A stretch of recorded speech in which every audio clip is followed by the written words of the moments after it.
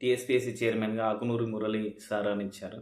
నిన్న మొన్న మళ్ళీ టీఎస్పీఎస్సీ చైర్మన్గా మహేందర్ రెడ్డి అని ఆర్టికల్ ఇచ్చారు. టీఎస్పీఎస్సీ చైర్మన్ కావడానికి అసలైన అర్హులు ఎవరు అనేది కనుక మనం ఒకసారి డిస్కస్ చేసుకున్నట్లయితే, నా దృష్టిలో నేనైతే ఈ రెండు పేర్లకు వ్యతిరేకం కాదు, అట్లా అని సపోర్ట్ కూడా చేయను.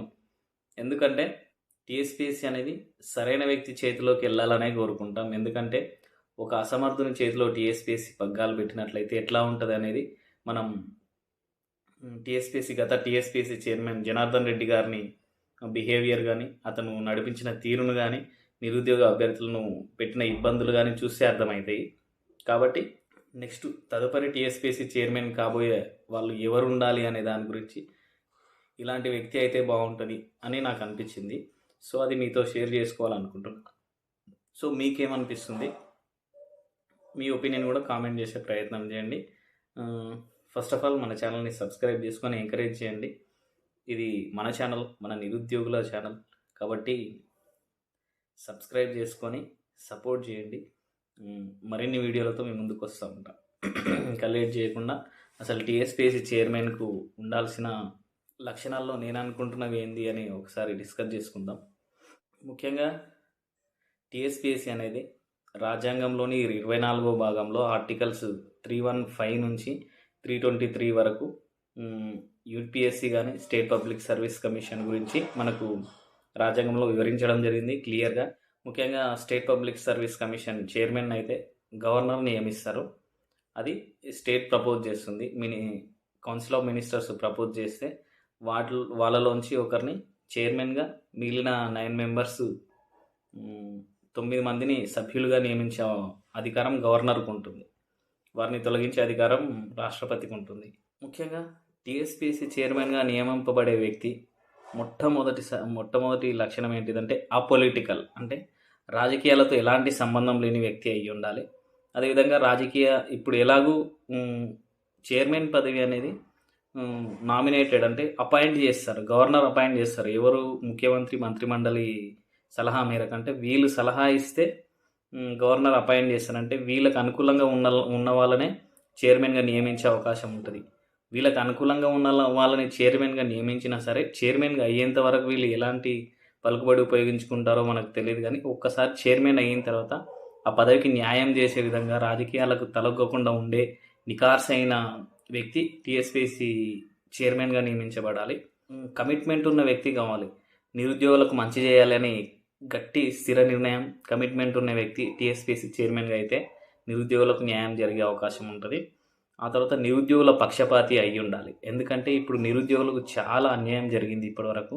సో వాళ్ళ పక్షపాతి, అంటే వాళ్ళ పక్షం వహించే వ్యక్తి అయితేనే ఇప్పటివరకు జరిగిన ఆ బాధను దిగమింగుకొని నెక్స్ట్ తదుపరి ఉద్యోగాలు సంపాదించుకోవడానికి ఒక ధైర్యాన్ని నింపే వ్యక్తి టీఎస్పీఎస్సీ చైర్మన్గా కావాల్సిన అవసరం ఉంది.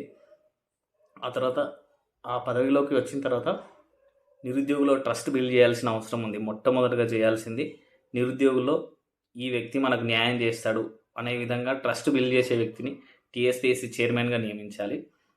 ఆ నెక్స్ట్ ట్రాన్స్పరెంట్గా ఉండే వ్యక్తిని, ట్రాన్స్పరెన్సీని తీసుకొచ్చే వ్యక్తిని టీఎస్పీఎస్సీ చైర్మన్గా నియమించాలి. ఆ తర్వాత సెల్ఫ్లెస్నెస్, అంటే సొంత ప్రయోజనాల కోసం టీఎస్పీఎస్సీని ఒకరి ముందు పెట్టే వ్యక్తి కాకుండా, సెల్ఫ్లెస్నెస్ అంటే తన కోసం కాకుండా నిరుద్యోగుల కోసమే పనిచేసే వ్యక్తి టీఎస్పీఎస్సీ చైర్మన్గా కావాల్సిన అవసరం ఎంతైనా ఉంది. అకౌంటబుల్, అంటే అనుకోని పరిస్థితిలో ఏదైనా చిన్న మిస్టేక్లు జరిగితే దానికి టీఎస్పీఎస్సీ చైర్మన్గా ఉన్న వ్యక్తి బాధ్యత వహించే విధంగా ఉండాలి. Each and everything happens in the TSPSC office కానీ, టీఎస్పీఎస్సీ రిలేటెడ్ డ్యూటీస్లో కానీ, ఎగ్జామ్ కండక్ట్ చేసే విషయంలో కానీ ఎలాంటిదైనా సరే అకౌంటబుల్గా ఉండే వ్యక్తిని టీఎస్పీఎస్సీ చైర్మన్గా నియమించాలి. ఎలా అంటే లాస్ట్ టైం గత చైర్మన్ జనార్దన్ రెడ్డి గారిని చూసుకున్నట్లయితే పేపర్ లీకేజ్ వ్యవహారం అప్పుడు నిరుద్యోగులకు కనీసం 100%లో 1% కూడా నిరుద్యోగులకు ట్రస్ట్ బిల్డప్ చేసే ప్రయత్నం కానీ అస్సలు చేయలేదు. సో అట్లా కాకుండా ట్రాన్స్పరెంట్గా, సెల్ఫ్లెస్గా, నిరుద్యోగులకు అకౌంటబుల్గా ఉండే కొత్త చైర్మన్ ఆ విధంగా ఉండాలి. తర్వాత డైనమిక్ అండ్ ఎక్స్ప్రెసివ్ చైర్మన్ ఉండాలి. డైనమిక్ అంటే ఏదో ఆఫీస్‌కి వచ్చినామా, మన కింద ఉన్నోళ్ళు ఏదైనా చేస్తున్నారా, మన పని మనం చేసుకుంటామా, పోయినామా అని కాకుండా యాక్టివ్‌గా ఉండాలి. గత టైంలో జరిగిన ఫెయిల్యూర్స్ ఉన్నాయి గదా! టీఎస్‌పీఎస్సీకి సంబంధించిన కాన్ఫిడెన్షియల్ విషయాలు ఎవరి దగ్గర ఉన్నాయి? వాళ్ళెలా బిహేవ్ జేస్తున్నారు? ఆఫీస్‌లో ఉన్న వ్యక్తులు ఎలాంటోళ్ళు? ఎట్లా ఉన్నారు? అనే విధంగా డైనమిక్‌గా ఉంటే ఇతను అలర్ట్‌గా ఉండి మిగతా వాళ్ళని అలర్ట్ చేసే విధంగా ఉండాలి. ఆ తర్వాత ఎక్స్‌ప్రెసివ్. గత ప్రభుత్వంలో ఉన్న టీఎస్‌పీఎస్సీ చైర్మన్ జనార్దన్ రెడ్డి గారు గావచ్చు, ఇప్పుడున్న చాలా బోర్డుకు చైర్మన్‌లుగా ఉన్న వ్యక్తులు గావచ్చు, ముఖ్యంగా ట్రైబ్ బోర్డు టీఆర్‌ఐఆర్‌బీ బోర్డు హ్మ్, కన్వీనర్ మల్లయ్య భట్టు గారు గాని, వీళ్ళందరూ ఎలా ఉన్నారంటే ప్రభుత్వ అధికారులే అనుకోవచ్చు వీళ్ళు.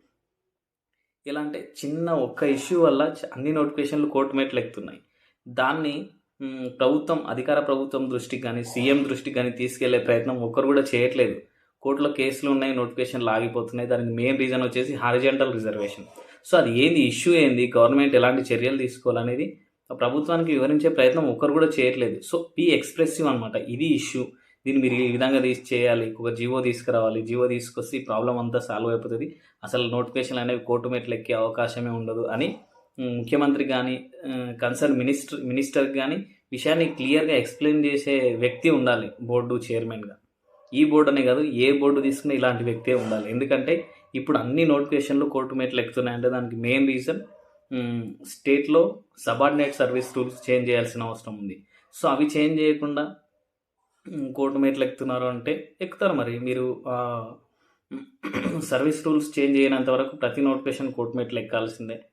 సో, ఇట్లాంటి విషయాల్ని మినిస్టర్‌కి గాని, చీఫ్ మినిస్టర్ దగ్గరికి గాని తీసుకెళ్ళి తగిన మార్పులు చేయాలి. చేయకపోతే బోర్డు ఇరకాటంలో పడతది అని ఆ చైర్మన్ చెప్పగలగాలి. సో, అట్లాంటి వ్యక్తి చైర్మన్‌గా ఉండాలి.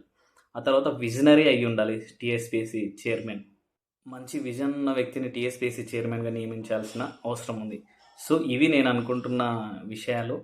సో, హ్మ్, నేను అనుకున్న విషయాలు సాటిస్ఫై చేసే వ్యక్తి ఆకునూరి మురళి కావచ్చు, మహేందర్ రెడ్డి కావచ్చు, ఎవరైనా సరే who ever it may be.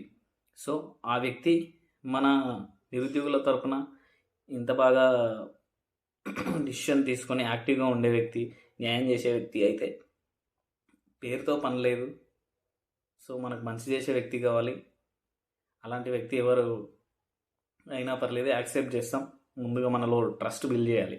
So, మీరు నా ఒపీనియన్‌తో ఏకీభవించినట్లయితే వీడియోని లైక్ చేసి మరింత మందికి షేర్ చేసే ప్రయత్నం చేయండి. అదేవిధంగా మన ఛానల్‌ని సపోర్ట్ చేయడం మర్చిపోకండి.